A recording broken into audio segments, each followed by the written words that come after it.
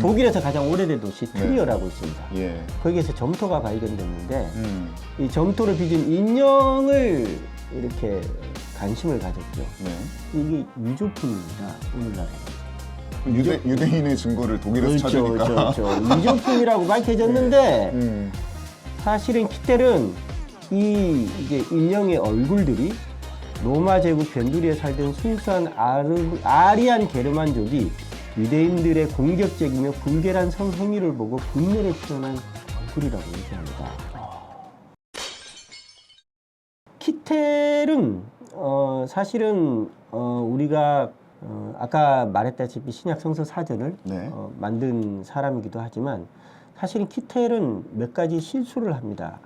실수라기보단 어떤 면에서는 나치 아리안화 작업에 있어서 중요한 하지만 터무니없는 어떤 그런 얘기들도 키텔이 마다하지 않았는데 이제 사실은 18세기 말부터 나치 시기까지 중요한 하나로 등장하는 게 뭐냐면 인종과학이죠. 예를 들면 이제 뭐 골상학이라든지 그렇죠. 우생학이라든지 네, 골상학이나 우생학 개념이 등장을 하죠. 그래서 블루멘바하나 18세기 말에 블루멘바하나 이런 사람들로부터 시작되어서 이제 골상학이나 이제 우생학이 사실은 아리안화를 정당화하는 것으로 쓰이기도 하죠. 근데 이제 이 인종과학을 통해서 유대인을 저급한 인종으로 그죠? 그렇게 설정을 하려고 합니다. 네. 그래서 이제 사실은 이제 키텔은 인종과학자 오이겐 피셔와 함께 고대 유대인들에 관한 물리적 증거를 찾으려 했습니다. 그래서 찾았나요? 찾았죠. 찾았어요. 그래서 키텔은 인근 도시, 이제 독일에서 가장 오래된 도시 트리어라고 있습니다. 예. 거기에서 점토가 발견됐는데 이 점토를 빚은 인형을 이렇게 관심을 가졌죠. 네. 이게 위조품입니다. 오늘날에는. 유대인의 증거를 독일에서 찾으니까. 그렇죠. 위조품이라고 밝혀졌는데 사실은 키텔은 이 이제 인형의 얼굴들이 로마 제국 변두리에 살던 순수한 아리안 게르만족이 유대인들의 공격적이며 불결한 성행위를 보고 분노를 표현한 얼굴이라고 얘기합니다. 그죠? 근데 그 점토 얼굴은 코가 컸어요. 근데 우리가 보통 유대인 하면 뭐라 그럽니까? 매부리코. 이 당시에 매부리코라고 얘기를 하죠. 그런 이미지가 있죠. 네, 그런 이미지가 있기 때문에 이걸 가져와서 이제 뭐 그렇게 설명을 하는 거죠. 위조해서, 날조해서. 위조품이긴 한데 발굴을 한 거죠. 근데 그거를 이제 해석을 그렇게 한 그렇죠. 거예요? 해석을 이제 그렇게 이게 유대인 그거다. 그래서 이제 이렇게 억지로 뭐라 그럴까 만들어가는 거죠. 그러니까 어떤 면에서 보면 키텔이 어떤 유대인에 대한 일정 정도의 신학적 신념이 없었다면 그런 걸 할 수 있었겠습니까? 없었겠죠. 그쵸. 당연히 이제 자기 그림에 끼워 맞추는 거죠. 그렇죠. 끼워 맞춘 거죠. 사실은 키텔은 유대인 문제 연구라는 잡지를 통해서 여러 가지 유대인들에 대한 그 말을 많이 합니다. 말을 많이 하는데 이제 그 중에 하나가 뭐 우리가 잘 알다시피 유대인들의 윤리는 태화된 거고 부패한 거고 타락한 거기 때문에 그래서 어떤 의미에서는 예수님이 이 유대인들을 정하기 위해서 오신 거 아니냐. 그래서 율법 때 은혜를 이제 상당히 많이 그렇게 대조해서 그런 식으로 이끌어가는 거죠.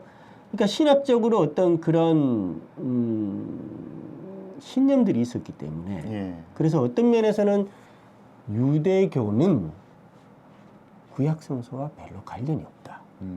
유대교는. 왜냐하면 우리가 알다시피 그런 신념들이 있죠. 유대교는 사실은 그 바빌론 유수 이후에 생겨나는 거지 않습니까? 네. 고대 유대교라는 것이. 그렇죠. 그러면 이제 사실은 이제 19세기 초나 이제 중반쯤에는 대체적으로 그런 설명들이 생겨나기 시작을 합니다. 바빌론으로 끌려가서 그 이후에 생겨난 유대교는 우리가 아는 구약 성서의 순수한 그런 구약 성서의 얘기들을 담지 않았다. 대체적으로 바빌론 유수 이후에 생겨난 뭐라 그럴까 그 바빌론의 영향력을 많이 받은 거기 때문에 네. 그래서 어떤 면에서 유대교는 타락한 종교다. 이런 식으로 설명하는 개념들이 들어오죠. 이런 개념들에 있어서 이제 키텔은 아마도 영향을 많이 받지 않았을까 싶습니다.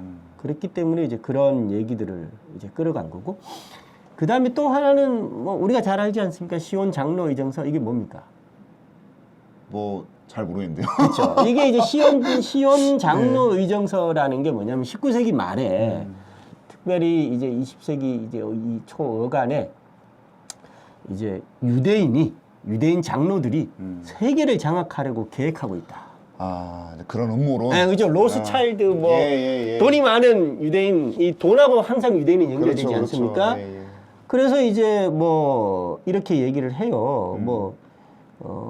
이제 유대인들이 세계를 장악하려고 계획하고 있다는 주장이 시온 장로 의전서인데 재밌게도 키텔은 구약 성서 에스더에서 이것을 가져옵니다. 에스더요? 네. 에스더에서 그걸 가져와 가지고 암시되어 있다. 에스더는 자신과 자기 민족을 위해 이방인 왕과 결혼을 준비했는데 키텔은 그런 행동이 어느 시대나 어느 곳에서나 모든 유대인의 전형적 행동이라고 주장했다. 이거 터무니없는 얘기죠. 엄청난 일반화의 아, 그렇죠.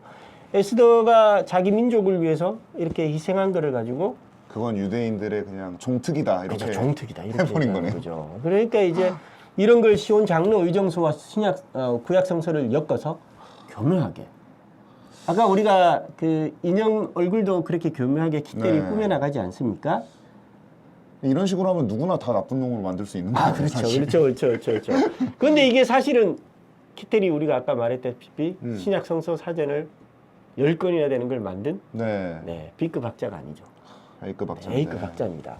그러니까 학문이 어떤 식으로 어떤 특정한 신념을 얻게 되면 이제 어떤 식으로 전개될지 보여주는 얘기 중에 하나겠죠.